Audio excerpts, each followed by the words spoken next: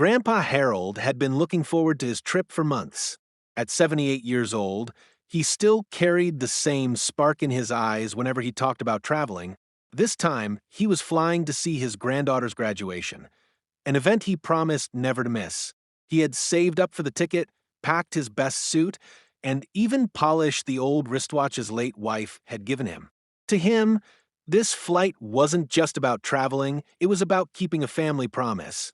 But as always, trouble brewed when HOA Karen found out. She wasn't even supposed to be at the airport, but she somehow tagged along, claiming she was just making sure things stayed in order. Karen had made Grandpa's life difficult in their neighborhood, from complaining about his lawn to filing petty noise reports about his TV. This time, she decided to take her control freak attitude to new heights, literally. At the check-in counter, Karen pulled the airline staff aside. "This man is unfit to fly," she said loudly, pointing at Grandpa. "He's old, frail, and a liability. If something happens in the air, everyone will be at risk. Cancel his ticket immediately." Her shrill voice drew stares from nearby passengers.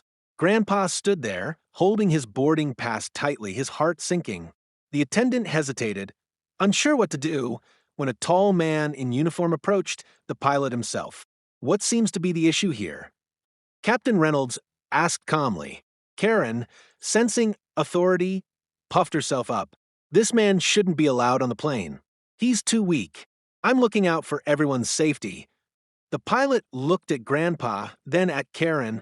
With a slight smile, he said, "Ma'am, I'll decide who is safe to fly. And from what I can see, this gentleman is perfectly fine." In fact, he turned to Grandpa and asked, "Sir, would you like to sit up front with me in the cockpit for part of the flight? We could use an experienced traveler's company." The crowd around the counter burst into applause. Grandpa's eyes welled up, not just from the offer, but from the respect he felt in that moment. Karen turned red with embarrassment, sputtering protests no one listened to. Security gently escorted her away. When the plane took off, Grandpa sat proudly in the cockpit seat beside the pilot, looking out over the clouds. He thought about how life always seemed to test him, but kindness always found its way back. And as the plane soared through the skies, Grandpa smiled, knowing he had not only kept his promise to his granddaughter, but had also won a quiet victory over Karen's cruelty.